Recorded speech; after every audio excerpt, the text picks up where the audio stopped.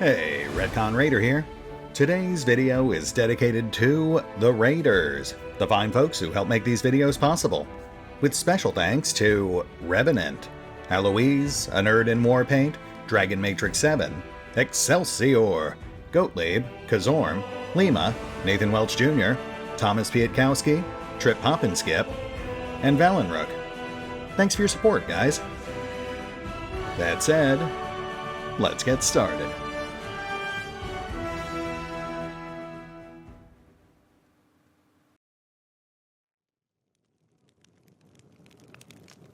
And welcome back to Pathfinder, Wrath of the Righteous, as we settle in for another nice leisurely reader episode. We've got a bit of a disparate mix this time around, but one of the more prominent themes, I think, is exploring the history of the Four Crusades, which came before the one we're currently embarking upon. That should make it slightly easier to place other events in a rough timeline and draw connections we might have otherwise missed, so let's have a chat with Nura and see what we can learn. How can I help? I'll be glad to help in any way I can. But how? That's the question. Nura, I have come to ask about the World Wound. Alright, what do you want to know? Well, let's start with the basics. Tell me about old Sargeras. It was an unforgiving country, inhabited by numerous tribes of Kelid barbarians. Imagine Numeria, but without the Metal Mountains or the realm of the Mammoth Lords. But with a milder climate. That's Sargeras. The country was ruled by priests and forgotten deities and shamans.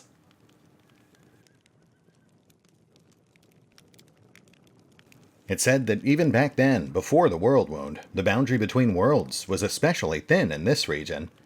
Since ancient times, Discari has had his claws sunk deep into the minds of the locals. His cults thrived here for many centuries. Eridan tried to stamp them out, but in the end, of course, he passed away. So how'd the World Wound get involved? It happened the year Eridan died, 4606, a little over a century ago. No one knows if the timing was coincidental, or if there's some connection with Eridan's death. But I'll tell you what we do know. The priests and shamans who ruled Sargeras hated arcane magic, and all who practiced it. Wizards and sorcerers were driven from the land, or worse. One of their prisons held a witch named Arilu Vorlash. We know nothing about her besides her name, and of course the atrocity she committed. By some unknown method, she managed to harness the terrible power of the demon lord Discari. Together, they tore open the barrier between worlds, opening a rift to the abyss in the very middle of Sargeras. The World Wound slowly but mercilessly expanded, devouring more and more land. In a matter of years, Sargeras was a memory. After a moment of silence, Nura adds softly, "Sometimes I think, what did they do to Arilu in that prison? Just imagine, she was ready to give herself to the abyss. If only the demons might devour her torturers along with her. To imagine such hatred, it terrifies me." So tell me about the First Crusade. It began in 4622. Yes, it took the church and the secular authorities nearly 2 decades and hundreds of thousands of lives before they decided to take action. In the meantime, Sargeras was only supported by handfuls of volunteers. By the time the Crusades began, the demons had already invaded Mendev. The Crusaders pushed them back, in what must have seemed a total triumph at the time. The forces of good, easily crushing the demons on all fronts. They erected Dresden on the lands they conquered, an indestructible fortress and the capital of the Crusader movement. In 4630, 8 years after it began, the First Crusade was declared victorious. It was the first triumph of the Crusaders, and, unfortunately, the last. Yeah, that might have been slightly premature. And the Second Crusade? In 4638, the World Wound suddenly started expanding, and a new wave of demons appeared. The Crusaders were all but delighted. Last time they'd routed the forces of the Abyss, and they welcomed another chance to prove themselves. But this time, everything was different. Instead of scattered gangs, they faced a large and organized army. Dresden was besieged, and the Crusaders lost all the lands they'd won back before. They had to retreat, and all that remained of Sarkarus was left to the demons. Right, which ties to multiple events we're already familiar with, like the corruption of Staunton Vane, and the fall of Dresden at the hands of Menago and her minions. Not to mention the loss of champions like Yaniel and Zacharias. But while the monsters were devouring the unprotected lands, the Crusaders erected a chain of wardstones along the borders with a world wound. We have Iomedae and her herald to thank for their help. It was the Second Crusade's only victory, but it halted the wound's growth. The catastrophe had become a stalemate, at the cost of tremendous sacrifice. Right. So that would also mark the point where the bulk of the angels that had previously been helping the Crusades went missing, because, as we know now, they were used to create those wardstones. So what about the Third Crusade? About 50 years after the opening of the World Wound, Discari found an ally. Baphomet entered the war, a cunning, insidious demon lord who prefers deception to open conquest. He sets his enemies against each other and lures the virtuous onto the path of wickedness. Traitors appeared among the Crusaders, secret agents of his cult. For a time, no one suspected a thing, even as they watched helplessly as the Crusader movement fell to ruin. Where once valor proudly stood, now greed and dumb cruelty reigned, and outrage was drowned in apathy. In 4665, the Church announced a new crusade, hoping to boost morale. They didn't succeed, to put it mildly. Some fought the demons in earnest, and for a time they even dared hope to retake Dresden. But the Third Crusade would be remembered as a witch hunt in every sense. Inquisitors hoped to purge any cultist from the ranks of fighters. But instead they got a barrage of denunciations, widespread suspicion, and innocent victims. It sometimes happened that two orders would denounce each other as traitors and wipe each other out, much to the demons' delight. Which I suppose would mark the point that Halrin rose to power. Not to mention the events surrounding Ember's rather unfortunate backstory. Just 3 years later, in 4668, the Church put that disgrace to an end. Of all the Crusades, that one was the least glorious. And I almost dread to ask, but what about the Fourth Crusade? Of course, the demons had no intention of sitting quietly caged behind the wardstones. They kept attacking Canabris, trying to reach the stone and destroy it, or just scratch its surface, or if even that wasn't possible, to befoul it. The Crusaders drove the demons away from the city, again and again. The Fourth Crusade would last for 15 years, an exhausting study in positional warfare. The demons attacked and they were pushed back. The Crusaders went on the offensive, but were forced to retreat. And all the while, the losses were tremendous. The Fourth Crusade's only achievement was that they didn't let a single wardstone fall. They didn't retake a sliver of land, to say nothing of Dresden. So many lives just to maintain the stalemate. You can imagine how that affected morale. And that would be when the Red Morning Massacre took place. As described by Halrin, and I think Menago as well.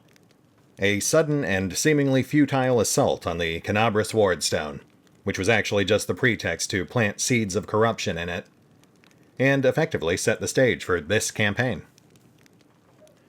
Alright, I guess we're done here. I will say, though, I am surprised that Nura really kind of glosses over some elements I would consider major parts of the past Crusades, like the involvement of Karamzida, the Baelor who's pictured on the title screen, for example. He, I believe, was a prominent part of the Fourth Crusade, and she didn't even name-drop him.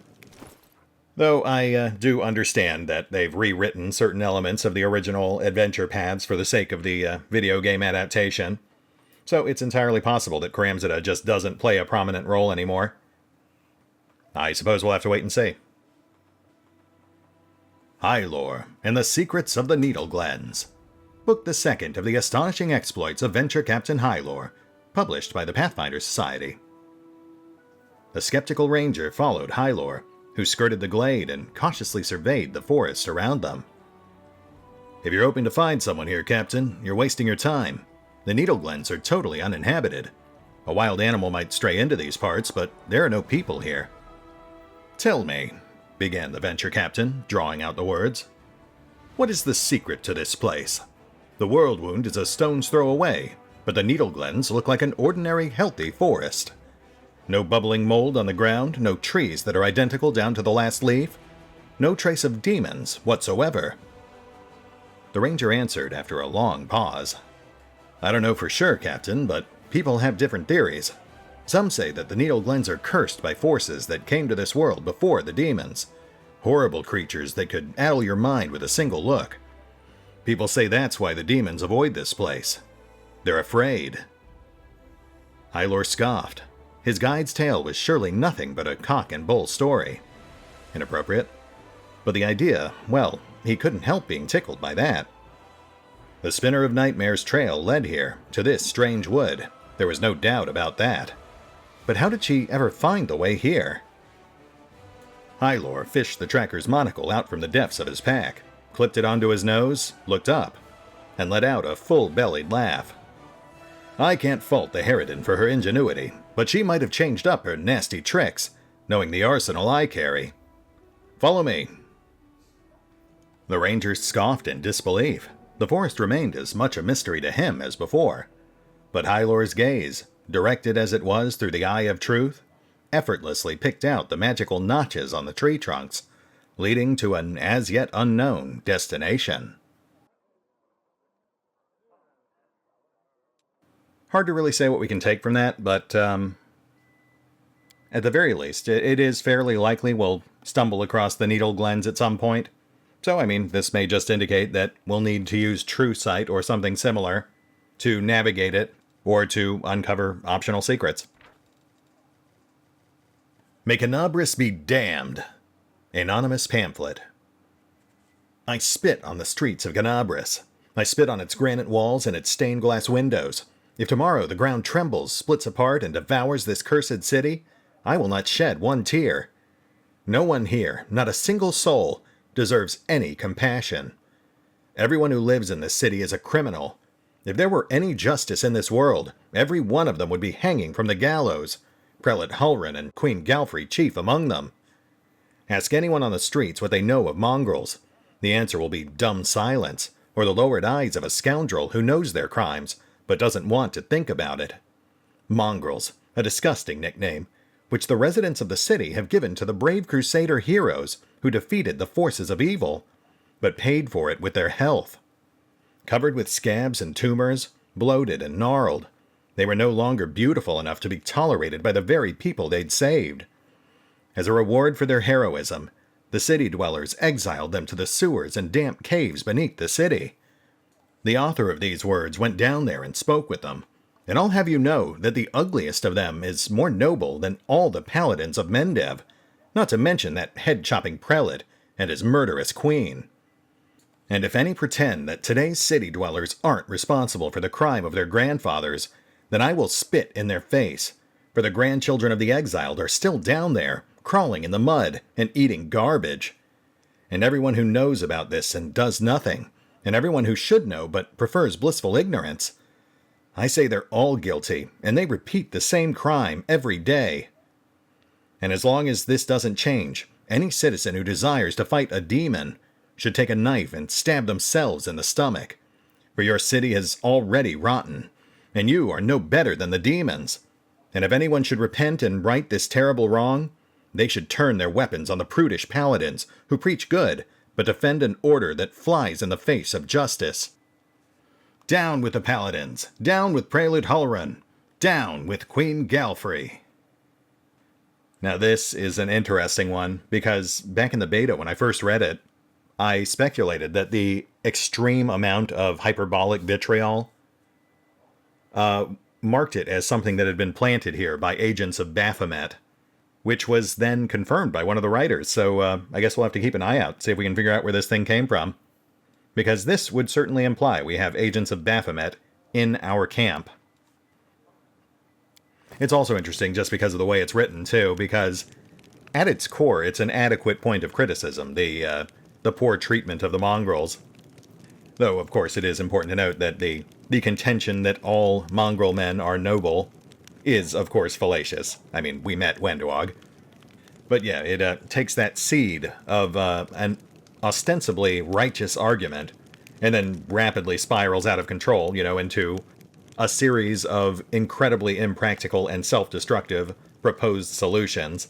That definitely marks it as the work of a provocateur. It also makes me wonder about some of the other documents we've encountered in the past, like that mysterious letter that we found in the basement beneath the Defender's heart, or the Knight with the Harrowed Hands, which we found multiple copies of scattered across Canabras. That whole story was essentially just about the bleak hopelessness and existential dread of the never-ending war against the forces of the Abyss. Alright, one more item to go. The Covenant of the Inheritor. As soon as you touch the relic, you experience a vision. The events feel as if you lived through them yourself. I kneel before your altar and ask for the 1000th time, where are you? What evil has struck you silent and forced you to turn your back on those of us sworn to you? Are you still alive? Answer us, last Islanti, I beseech you. Answer me, Eredin. I need you now more than ever. My cheeks are inflamed with resentment. He doesn't answer our prayer. All of us, his devoted paladins, feel the great absence of our patron's disappearance. His grace over us has faded, and we have been orphaned. Why then do I not grieve, but instead feel like a rejected daughter? I kneel in front of the altar in the tiny house's chapel and pray. No one dares to disturb me, but they don't know that it is not devout faith that keeps me here, but fear. I'm afraid to go outside. A duty I am not prepared to face awaits me there. A war is waiting. I have never been in a real war before, unlike my father. His armor, which has seen many battles, lies near the altar on the stone slab bearing his name. The gold buckle on his belt gleams with the symbol of Eredin stamped on it. I remember it shining much brighter in the past. This relic of our lost god. Everyone expects me to go into battle, clad in my father's armor, as a true daughter of my lineage. I must not dishonor my family. I must smite my enemies with my family's motto as my battle cry. But I'm scared. What happens if I fail? If I hesitate or show fear? If I let everyone down? I'll be a disgrace. The stupid girl who ruined everything. Eredin, how I miss your grace. Footsteps echo behind me. Who dares to violate my privacy? Why now, when my wretched, treacherous heart could falter at any moment? A warrior stands behind me.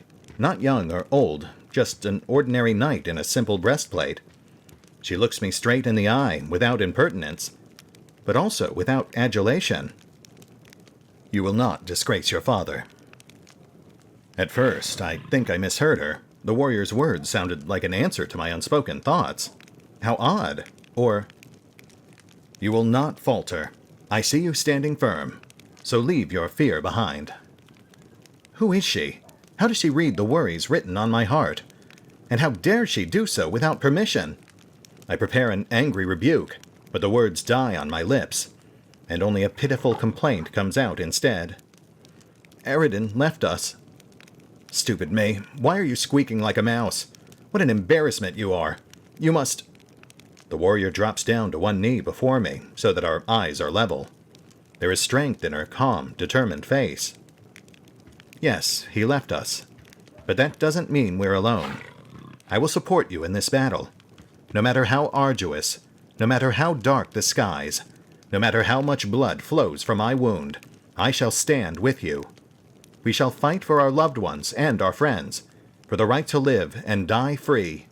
We shall do everything we possibly can, and after that, we shall begin to do the impossible. And if the hour should come when our arms can no longer raise our swords, our bodies will become a shield to cover those who still have the strength to fight. I, Iomedae, inheritor of Eredin, swear this to you. This is my vow. Her hand rests on my father's armor, and light emanates from it. It envelops the armor and soaks into it, blinding me. My eyes are filled with tears. I never thought I'd cry of happiness again. When I wipe my eyes clear, I find myself alone. The gold buckle on my father's military belt shines like the sun again. The symbol inscribed on it is different now. It now shows a knight's sword, exuding light. That is my symbol, from now until forever. Can we truly prevail? Yes. We, the Knights of Mendev, march forward in a splendid gleaming formation to the stronghold of the damned enemy. City of Iz, today you will fall. The horde of demons and their lackeys scurry away from us, and I smile as I lower the visor of the helmet my father once wore. I haven't disgraced you. None of us have. A shadowy female figure approaches us. Her cloak obscures her face, but we all know who she is. The betrayer of humanity. Her hands dance, weaving spells, and we raise our shields, preparing for her crushing blow. But we're still not ready. Giant invisible scythes begin to shred our ranks. They easily cut through flesh and steel, stir up dust, and halt our offensive, which ceases to exist. In an instant, the betrayer destroys our unit, and I see dust whirl up in front of me. Then a blow of monstrous force knocks me off my horse. Darkness envelops me. Or is it death? No, I feel someone's hands. Someone helps me up, removing my crumpled helmet. How am I still alive? I lower my eyes and see a horrible gash across my breastplate. The gold buckle with Iomede's symbol shattered, but warded off the fatal blow of the damn witch. I look around in horror. There is no army anymore. Our ranks are broken. All courage has left our soldiers. Screams ring out everywhere, but alas, many more mouths are silent. The betrayer watches us, making no attempt to finish us off. I can't see her face, but I can swear there is nothing but boredom and indifference written all over it. Grabbing the shoulder of a sergeant running by, I shout in his face, "Rally the troops! Those who can fight, get to the front row to cover the others. We don't retreat until we've carried away the wounded." His eyes are full of wild, mad fear. He forces out an objection. "The war is lost. We are doomed. Run!" I hold him firm, looking into his eyes. He's scared. I understand. "Stand firm, warrior. The battle is lost, but our war has just begun. No matter how arduous, no matter how dark the skies, no matter how much blood flows from my wounds, I shall stand with you.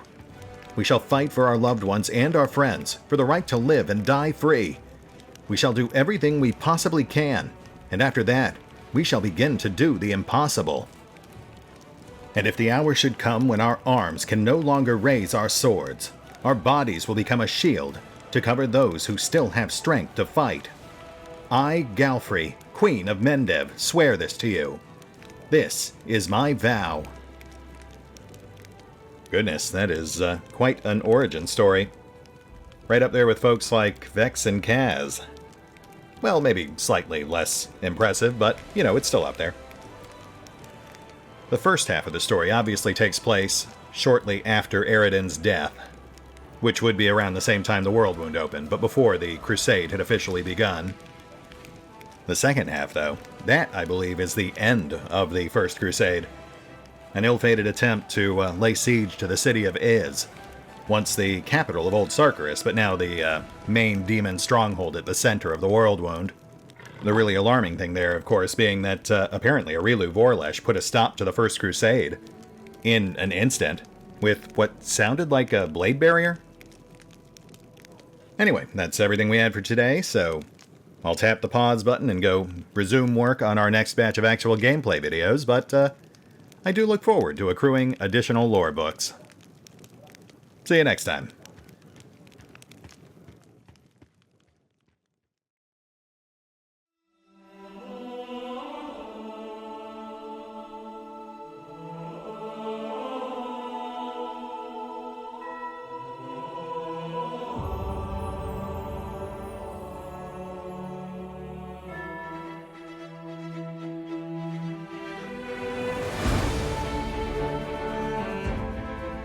Oh, and remember, although I do love playing Pathfinder: Wrath of the Righteous. You can find out more about the game by visiting the official website, the official social media feeds, or the official store pages.